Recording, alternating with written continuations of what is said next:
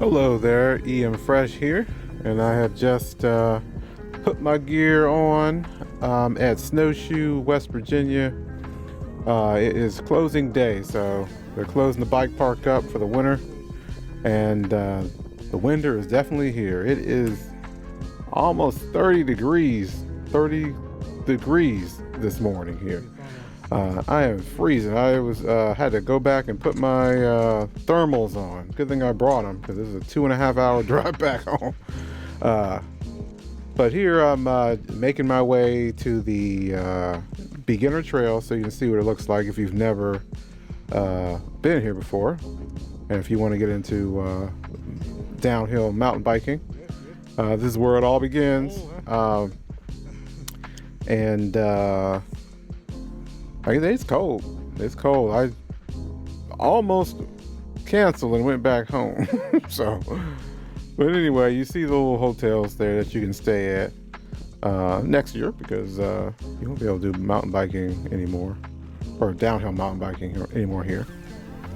But you can go skiing though. So I ski too. So you'll probably see some skiing videos on the channel. Had to pull over for a second. My eyes were just watering from the cold, and let these. Okay, so let's get right to it. Heading down the trail. Like I said, I'm a lot faster than I was before. If you watch some of my older videos, they were very pathetic actually. I haven't rode my bike since this downhill bike since Killington, I believe, and so I've been doing some experimentation. Last night I maxed out my tokens in the Boxer Select because I had just gotten a Fox 38 float for my high tower, my Santa Cruz high tower, and I maxed all those spaces out, and it felt so good. You know, I don't bottom out, and it just felt great basically. But anyway, I did the same thing here, and it feels just the same. You know, it feels really, really good. I don't even feel the ground anymore, you know. And so just a little warm-up lap just to show you Easy Street, which is what this is. And I believe they've added 2 more green trails that break off from this one, but they all end up back on Easy Street again at the end. So just to give this trail a little more fun. I'm glad they do, because they don't have any green trails here. This is the only one, and I'm glad they are spanning out, making more green trails, because it's hard to get started in this, you know, in this downhill riding, just because there are no green trails, you know, like real green trails, like smooth like this. A little bit challenging, you know, to get your nerves down, you know, or your nerves stronger. So I'm just coasting here. I'm not going for any records or anything. On the left here, there's a skills area. I need to go check that out one day. I've never done that before. Like the skills area there. But it looks like there's some little ramp that you can go off of, or drops that you can practice on, and a little balance beam. So the shock's starting to feel pretty good to me. I'm starting to get my hands, my arms, you know, that feeling that you can ride, you know, downhill, because the downhill bike feels a lot different than a regular mountain bike. What happened here? Oh, my chain popped off when I was switching gears downward. I think I need to fix my what they call it, B-gap adjustment, or the gear, so it doesn't do that again, so it doesn't pop off on the bottom. So as you can see there, I'm riding a GT Fury Pro. It's just right off the shelf from Pro Bike in Pittsburgh. It's really hard to get any. I got lucky at the beginning of the year. I don't think there's any left, from any brand really, unless you go direct to order offline. But this bike is really becoming my favorites. It was hard to ride at first because there's no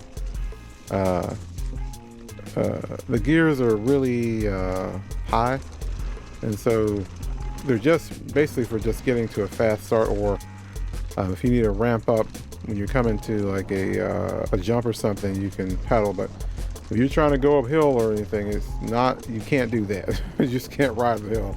It's kind of a bad thing, because if I could, I'd probably just use this bike. I mean, there's 200 millimeters of travel front and rear. It's very forgiving. Matter of fact, I would, if I had recorded, there's those drops at the beginning, right before we entered the trail, right up at the top there.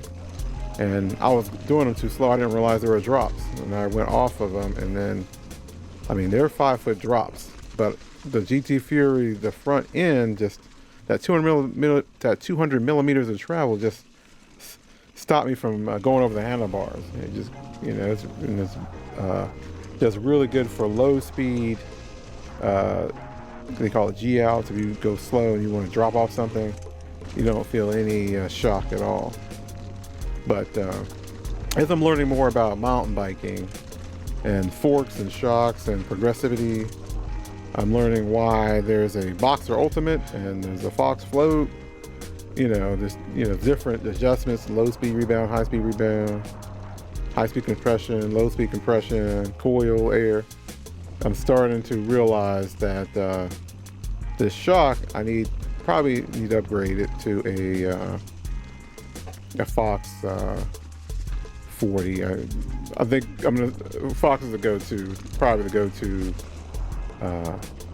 fork when you're doing downhill, as you can see in all the like if you're watching races on YouTube from Red Bull and UCI, and there's a good reason, I think, because it has low and high speed rebound and high speed compression.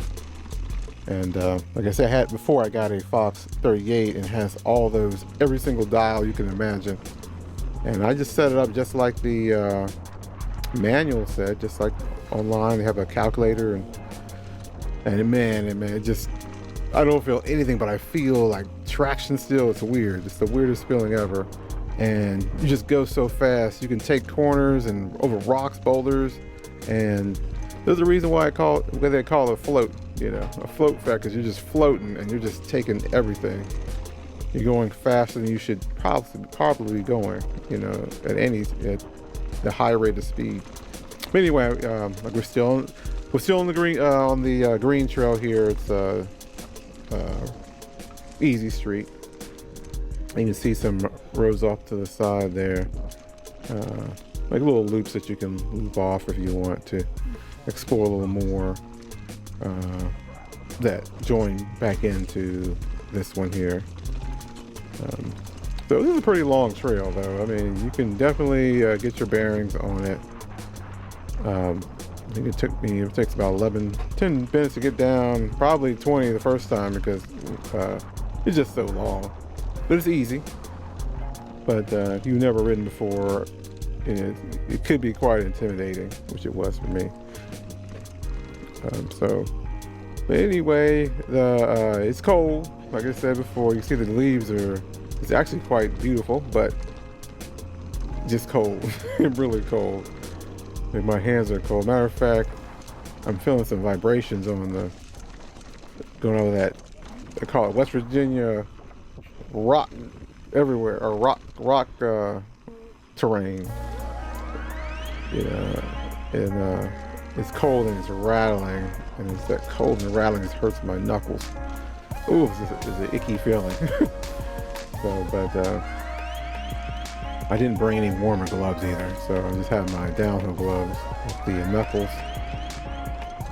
protective knuckles, and the hard part of the knuckles are cold inside. There's no insulation, so it's just like, oh my god, my hands are numb. You feel the rocks and the vibration of from the ground. But we're reaching the end here. Just what you say, be sure to watch the other ones. I have a Dreamweaver. I'm going down Dreamweaver, a personal record I did, and doing a Skyline, because the ski lip broke. But other than that, it was a pretty nice trip. I'm glad I came. And if you forget, remember to subscribe if you can, if you get through this video. And thank you for watching. There's 3 more videos, 2 personal records, and I ride with my local bicycle shop racing team is here, Wamsley Cycles, and they let me ride with them on Skyline, and we had a blast.